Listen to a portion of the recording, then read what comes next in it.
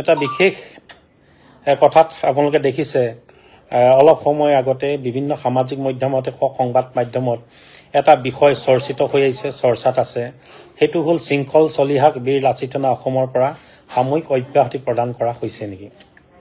এতিয়া এই কথাত মই সকলোকে যিহেতু ব্যক্তিগত হিচাপে কথাবিলাক জনাই থকাত কিছু অসুবিধা হৈছে, সেইকাৰণে আমাৰ ফেচবুক পেজৰ জৰিয়তে মই বিষয়খিনি ৰাইজৰ দৃষ্টিগোচৰ কৰিবৰ কাৰণে চেষ্টা কৰিছোঁ।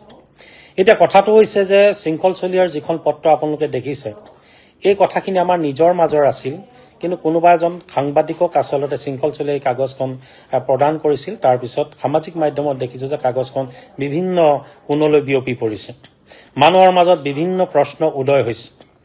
এতিয়া কথা হৈছে দীঘলীয়া সময় আপোনালোকে দেখিছে শৃংখল চলিহাই এটা বিৰামহীন সাংগঠনিক কাম কাজবিলাক আগবঢ়াই লৈ গৈছে। তেওঁৰ যি ধৰণে এই সময়ত কিছু বিশ্ৰামৰ যিটো প্ৰয়োজন আছিল, কিন্তু বিশ্ৰাম ল'বৰ কাৰণে কিছু অৱকাশ তেওঁৰ নাছিল।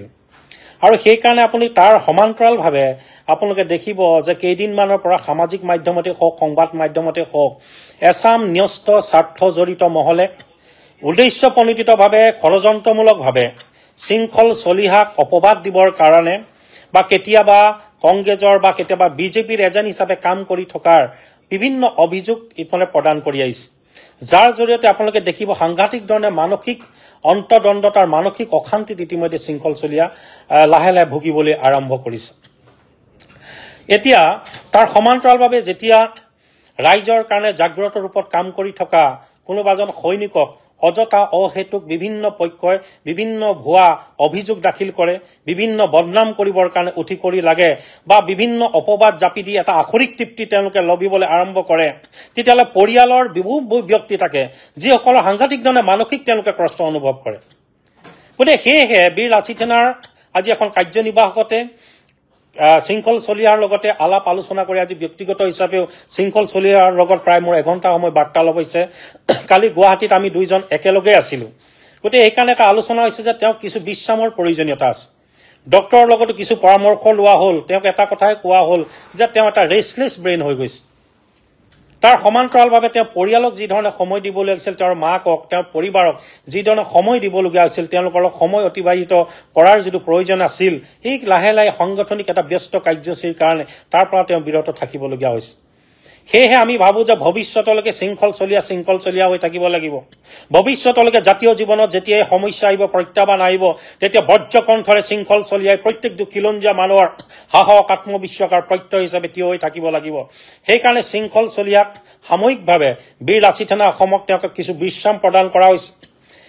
যেতিয়াই শৰীৰ সুস্থ হৈ উঠিব, পুনৰ জাগ্ৰত ৰূপত খিলঞ্জীয়াৰ এই ত্ৰাণকৰ্তাৰ ৰূপত খিলঞ্জীয়া মানুহৰ যিটো আত্মপ্ৰতিষ্ঠাৰ যিখন সংগ্ৰাম, এই সংগ্ৰামখনৰ অধিক শক্তিশালী ৰূপত আগবঢ়াই লৈ যোৱা শৃংখল চলিহাক ন ৰূপত আপোনালোকে দেখিবলৈ পাব। এতিয়া কথাটো হৈছে যে এছাম আপোনালোকে মানুহ দেখিছে যিসকলে অহেতুকভাৱে শৃংখল চলিহাক সমালোচনাৰ কেন্দ্ৰবিন্দু কৰি লৈছে। তেওঁলোকে সামাজিক মাধ্যমত বিভিন্ন ধৰণৰ কথা বতৰা লিখি, তৰল সস্তীয়া কথা বতৰাই লিখি তেওঁলোকে মানসিকভাৱে হাৰাশাস্তি কৰি তেওঁলোকে আখৰিক তৃপ্তি লভাৰ আমাৰ দৃষ্টিগোচৰ হৈছে। আজি নাগৰিক সভা শিৱসাগৰত নাগৰিক সভা হৈছে। পুৱাতে শৃংখল চলিহাই মোলৈ ফোন কৰিছে। ফোন কৰি খুব সুন্দৰভাৱে এটা সুন্দৰ মন লৈ যাতে শিৱসাগৰ সদায় শিৱসাগৰ হৈ থাকে, শিৱসাগৰত যাতে কোনো সাম্প্ৰদায়িক বিষবাস্প বিয়পাব নোৱাৰে, যিবিলাক অপশক্তিয়ে শিৱসাগৰ বাকীৰ মাজত সাম্প্ৰদায়িক বিষবাস্প বিয়পাই তাৰ মাজত খিলঞ্জীয়া মানুহ ভাগ ভাগ কৰিবৰ কাৰণে এক কুটিল ষড়যন্ত্ৰত লিপ্ত হৈছে, তাক যাতে নহয় তাৰ কাৰণে তেওঁ নাগৰিক সভাখনলৈ গৈছিল। কিন্তু আমি দেখিবলৈ পালো যে ৰাতিপুৱাই এজন বিধায়ক, এজন ৰাজনৈতিক দলৰ বিধায়কে শৃংখল চলিহাৰ সন্দৰ্ভত যি ধৰণে খুব দৃষ্টিকটুভাৱে খুব তৰল সস্তীয়া ধৰণৰ কথা বতৰা কৈ তেওঁক এটা অপবাদ দিবৰ কাৰণে চেষ্টা কৰিলে, জনমানসত শৃংখল চলিহাৰ ভাৱমূৰ্তি নাশ কৰিবৰ কাৰণে তেওঁ চেষ্টা কৰা আমাৰ দৃষ্টিগোচৰ হ'ল।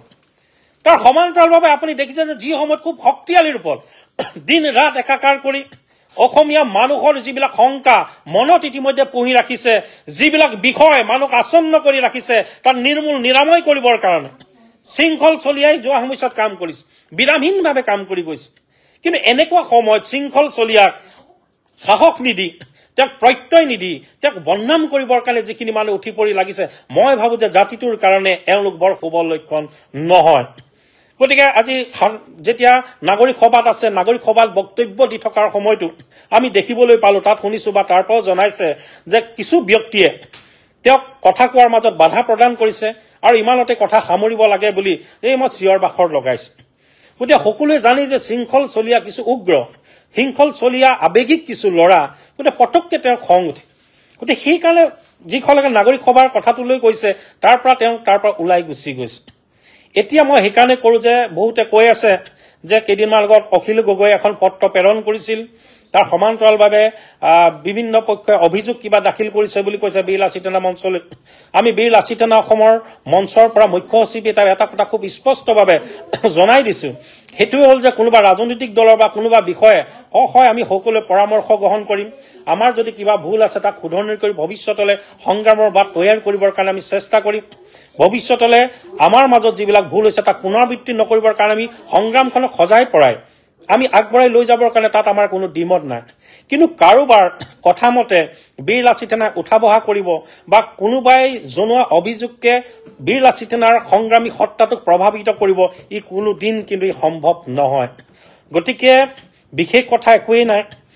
বিৰামহীনভাৱে থকা শৃংখল চলীয়া কিছু বিশ্ৰাম দিবৰ কাৰণে শৃংখল চলীয়াৰ মাতৃয়ে যেনেধৰণে শৃংখল চলীয়াৰ সান্নিধ্য বিচাৰিছে, তেওঁৰ পৰিবাৰে যেনেধৰণে তেওঁৰ লগত সময় পাৰ কৰিব বিচাৰিছে, গতিকে সকলোৰে লগত আলাপ আলোচনা কৰি কেন্দ্ৰীয় সমিতিৰ সকলো বিষয় আমি একেলগে একত্ৰিতভাৱে পৰিয়ালৰ এই সময়ত আমি ঐক্যবদ্ধ হৈ আছো আৰু শৃংখল চলীয়াও যাতে মানসিকভাৱে কিছু সুস্থ সবল হয়, এটা সুস্থিৰ মন লৈ আহে, তাৰ কাৰণে আৰু ডাক্তৰৰ লগত কালিৰ পৰা আপুনি তেওঁৰ শৃংখল চলীয়াৰ লগত একেলগে ঘূৰি ফুৰিছে, গম পাব যে কেইদিনমান আগৰ পৰা গোলাঘাট জিলা সমিতিৰ মুখ্য সচিব অভিলাষ বৰা তেওঁৰ লগত দিন ৰাত একাকাৰ কৰি ঘূৰি ফুৰিছে। অভিলাষ বৰাকো যদি কোনোবা সোধে নিশ্চিতভাৱে গম পাব যে শৃংখল চলীয়া কেনেধৰণে অসুস্থ হৈ আছে। গতিকে এই সময়ত বেলেগ কোনো বিতৰ্ক নাই। শৃংখল চলীয়া অসমৰ জাতীয় জীৱনৰ কাৰণে এটা সম্পদ, বীৰ লাচিত সেনা অসমৰ কাৰণে এটা সম্পদ। গতিকে এই সম্পদটোক সদায় সম্পদ কৰি আমি তৈয়াৰ কৰিব লাগিব। এটা জাতীয় সম্পদলৈ উত্তৰণ কৰাৰ সকলোৱে দিহা পৰামৰ্শৰ সহযোগিতাই সত্তাটোক আমি কৰিব লাগিব। গতিকে এতিয়াৰ পৰাই পূৰ্ব নিৰ্ধাৰিত সকলো কাৰ্যসূচী চলি থাকিব। বীৰ লাচিত সেনা অসমে আমালৈ যিমানবিলাক অপবাদ আহিছে, অপবাদবিলাকক এতিয়া বুকু পাতি বীৰ লাচিত সেনাৰ প্ৰত্যেকজন তৃণমূলৰ পৰা উচ্চ পৰ্যায়লৈকে পদবীধাৰী সকলো সৈনিকে বুকু পাতি ল'ব। আৰু এতিয়া আমাক যিসকলে অযথা বীৰ লাচিত সেনাক সমালোচনাৰ কেন্দ্ৰবিন্দু কৰি লৈছে, যিসকলে বীৰ লাচিত সেনাৰ সত্তাটোক তেওঁলোকে অবিশ্বাসৰ এটা পোছাক পিন্ধাবৰ কাৰণে চেষ্টা কৰিছে, যিসকলে বীৰ লাচিত সেনাৰ আপোচবিন যিটো সত্তা, অদমনীয় যিটো সত্তা, ইয়াক কলুষিত কৰিবৰ কাৰণে অহৰহ নিৰলসভাৱে আপ্ৰাণ প্ৰচেষ্টা কৰিছে, তেওঁলোকক আমি এটা সতৰ্কবাণী দিব বিচাৰিছো যে এতিয়াৰ পৰা যদি বীৰ লাচিত সেনাৰ সৈনিকসকল অযথা হকে বিহকে যদি সমালোচনা কৰি থাকে, সমালোচনা গঠনমূলক কৰক, আমাৰ ক'বলগীয়া একো নাই। কিন্তু সমালোচনা যদি এটা নিকৃষ্ট পৰ্যায়ৰ হয়, একেবাৰে তৰল সস্তীয়া ধৰণৰ কথা বতৰা হয়, তেতিয়াহ'লে কিন্তু বীৰ লাচিত সেনা সৈনিকসকলে এতিয়াৰ পৰা নিজাববীয়াকৈ কিছু কাৰ্য ব্যৱস্থা গ্ৰহণ কৰিব। গতিকে কালিও আমি ইতিমধ্যে সেই পদক্ষেপ আমি গ্ৰহণ কৰিছো। গতিকে এইষাৰ কথাকে ক'লো যাতে ৰাইজে বিতৰ্ক নকৰে। আৰু মই ৰাইজক এটাই কওঁ যে বহু মৰম চেনেহ বীৰ লাচিত সেনাৰ পৰিয়ালটোক অসমৰ ৰাইজে দিছে।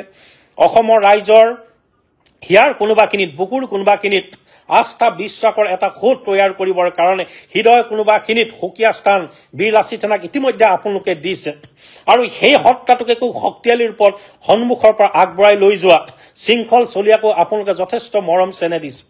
গতিকে এই সময়ত মই অসমবাসী ৰাইজক এটাই বিচাৰিম যাতে আপোনালোকে আশীৰ্বাদ দিব, ভৱিষ্যতলৈকে শৃংখল চলীয়া যাতে সদায় শৃংখল চলীয়া হৈ থাকে, এই আপোচবিন সত্তাৰে বজ্ৰকণ্ঠৰ যাতে অধিকাৰী হৈ থাকে, আপোচবিন সত্তাৰে যাতে খিলঞ্জীয়া মানুহৰ প্ৰত্যেকটো সমস্যাতে তেওঁ থিয় হ'ব পাৰে, এটা সুস্থ শৰীৰ, এটা সুস্থ মনৰ যাতে অধিকাৰী হয়, তাৰ কাৰণে সকলোৱে আশীৰ্বাদ কৰিব, প্ৰাৰ্থনা কৰিব।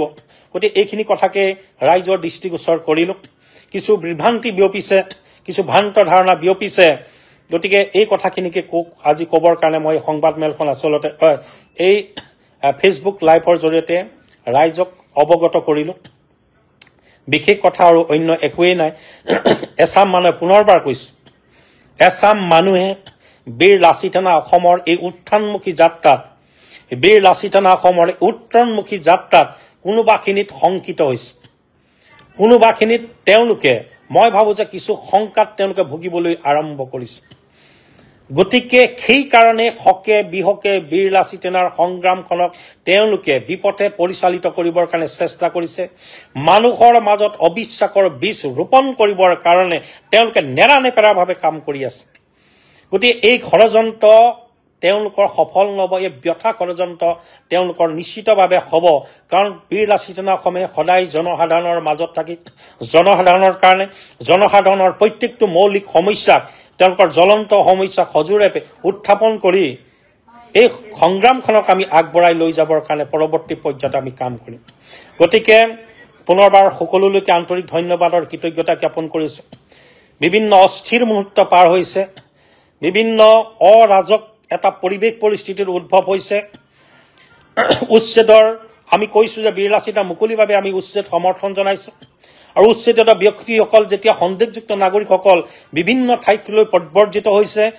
তেতিয়া বীৰ লাচিত সেনাৰ সৈনিকসকলে সকলো ক্ষেত্ৰতে তেওঁলোকক বাধা প্ৰদান কৰিছে কিন্তু ইয়াৰ সমান্তৰালভাৱে আমি বীৰ লাচিত সেনা অসমে এই সমস্যাটোৰ এটা স্থায়ী সমাধানো আমি বিচাৰিছো গতিকে চৰকাৰখনে কেৱল যাতে ৰাজনৈতিক উদ্দেশ্য প্ৰণোদিতভাৱে ৰাজনৈতিক নিৰ্বাচনী বৈতৰণি পাৰ হ'বৰ কাৰণে যাতে এই মায়াজাল যিবিলাক উচ্ছেদৰ যিটো নাটক তেওঁলোকে আৰম্ভ কৰিছে বা আমি ভাবিছো এটা সদিচ্ছা তেওঁলোকে প্ৰদান কৰিছে সদিচ্ছা লৈ যাওক আৰু ই যাতে এটা স্থায়ী সমাধানলৈ পৰ্যবেক্ষিত হয় তাৰ কাৰণে চৰকাৰখনক দায়িত্ব আৰু দায়বদ্ধতাৰে সদিচ্ছাৰে কাম কাজবিলাক আগবঢ়াই লৈ যাবৰ কাৰণে বীৰ লাচিত আমি অনুৰোধ জনাইছো পুনৰবাৰ সকলোলৈকে আন্তৰিক ধন্যবাদ আৰু কৃতজ্ঞতা জ্ঞাপন কৰিছো ধন্যবাদ জয় আই অসম